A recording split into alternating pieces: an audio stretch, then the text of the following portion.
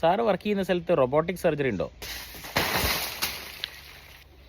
ഇതൊക്കെയാണ് സ്വന്തം നാട്ടിൽ വന്നിരുന്നിട്ട് ഒരു റീലെടുക്കാൻ പോയാൽ സംഭവിക്കുന്നത്. ഈയിടെ റോബോട്ടിക് സർജറിയുടെ ഇൻഫ്ലുവൻസ് കൂടിക്കൂടി വരുന്നതുകൊണ്ട് 100 പേഷ്യൻസിൽ 10 പേഷ്യൻറ്റോളം ഇപ്പോൾ ചോദിച്ചു തുടങ്ങി റോബോട്ടിക് സർജറി ഉണ്ടോ. ഇല്ലെന്ന് പറയാൻ എനിക്കൊരു മടിയൊന്നുമില്ല. പക്ഷേ ജനങ്ങൾ മനസ്സിലാക്കേണ്ട ഒരു കാര്യം, ഈ യൂറോളജിയിലോ ഗൈനക്കോളജിയിലോ ഒക്കെ റോബോട്ടിക് സർജറി ചെയ്യുന്ന പോലെയല്ല ഓർത്തോപെഡിക്സിൽ റോബോട്ടിക് സർജറി. അവിടേക്ക് ഒരു ട്യൂമർ എക്സിഷൻ, ഒരു ക്യാൻസർ വന്ന ഒരു ഭാഗത്തിനെ 3 ഡയമെൻഷനലി അതിൻ്റെ ഷേപ്പ് ചിലപ്പോൾ ഒരു റൗണ്ടോ സ്ക്വയറോ ഒന്നും ആയിരിക്കില്ല, ഒരു വികൃത രൂപത്തിലായിരിക്കും ഒരു ട്യൂമർ വളരുന്നത്.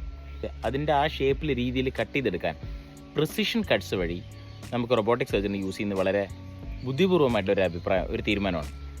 ഒരു നല്ലൊരു എക്സ്പീരിയൻസ് ഉള്ള ഒരു ആശാരിയാണെങ്കിൽ അയാൾക്ക് മെഷീൻ കട്ടൊന്നും വേണ്ട, കൈപ്പണി നന്നായി ചെയ്യാറുണ്ടെങ്കിൽ അതിൻ്റെ ഒന്നും ആവശ്യമില്ല. അതേപോലെ തന്നെ ഓർത്തോപെഡിക് സർജറി, റോബോട്ടിക് സർജറിയുടെ പ്രാധാന്യം വരുന്നത് പ്രിസിഷൻ കട്ട്സിലാണ്, കറക്റ്റായിട്ടുള്ള ആ കട്ട്സ്.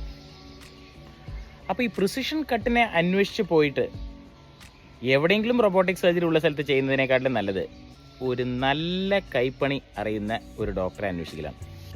അല്ലാതെ റോബോട്ടിക് സർജനെ അല്ല തിരയേണ്ടത്. നിങ്ങൾ പോയി കാണിക്കുന്ന ഒരു റോബോട്ടിക് സർജൻ വളരെ പ്രസക്തനാണെങ്കിൽ ഗുഡ്, വെരി ഗുഡ്. അതല്ല, നിങ്ങൾ പോയി കാണിക്കുന്ന റോബോട്ടിക് സർജൻ ആളെ നിങ്ങൾ കേട്ടിട്ട് പോലില്ല, ആളുടെ ഹോസ്പിറ്റലിൽ റോബോട്ടുള്ളത് കൊണ്ട് അവിടെ പോയി ചെയ്യുന്നത് വലിയ അഭിപ്രായം എനിക്കില്ല. റോബോട്ടിക് സർജറി നിങ്ങളുടെ സർജറിയുടെ ബോൺ കട്ട്സിൻ്റെ പ്രിസിഷൻ മാത്രമേ കൂട്ടുള്ളൂ. പക്ഷേ അതിൽ കുറേ പ്രശ്നങ്ങളുണ്ട്. റോബോട്ടിക് സർജറിയുടെ ഡ്യൂറേഷൻ കൂട്ടും, പുറത്താരും പറയാറില്ല. ഒരു മുട്ടുമാറ്റി വയ്ക്കൽ ശസ്ത്രക്രിയ 40 മിനിറ്റിൽ കഴിയും. പക്ഷേ ഒരു റോബോട്ടിക് സർജറി ആയിട്ടുള്ള മുട്ടുമാറ്റി വയ്ക്കൽ ചിലപ്പോൾ 1.5 മണിക്കൂറോ 2 മണിക്കൂറോ 3 മണിക്കൂറോ വരെ എടുക്കാം. റോബോട്ടിക് സർജറിയുടെ സ്കിൻ ഇൻസിഷൻ വലുതാണ്. സാധാരണ മുട്ടുമാറ്റി വയ്ക്കൽ ശസ്ത്രക്രിയയുടെ കീറലിനെക്കാട്ടിലും വലിയ കീറലാണ് റോബോട്ടിക് സർജറിയിൽ വേണ്ടിവരും. റോബോട്ടിക് സർജറിയിൽ പല സ്ഥലത്ത് പിന്നിടേണ്ടി വരും. ബോണിൻ്റെ ഉള്ളിൽ കൂടെ പിന്നിട്ടാൽ മാത്രമേ റോബോട്ടിന് ഈ ബോൺ എവിടെ ഉണ്ടെന്ന് മനസ്സിലാവുള്ളൂ. അതുകൊണ്ട് തന്നെ പിൻ സൈറ്റ് ഇൻഫെക്ഷൻ സാധ്യതകൾ കൂടുതലാണ്. റോബോട്ടിക് സർജറി ഫുൾ പ്രൂഫ് അല്ല. നിങ്ങളുടെ വണ്ടിയിലൊക്കെ അഡാസ് ഉള്ള പോലെയാണ്. അഡാസ് ഉള്ളത് കൊണ്ട് ഗുണങ്ങളുണ്ടോ എന്ന് 10 കൊല്ലം അഡാസ് ഉപയോഗിച്ച ഒരാളുടെ അടുത്ത് ചോദിച്ചാൽ ഞാനത് ഓഫ് ചെയ്തിട്ടിരിക്കുക.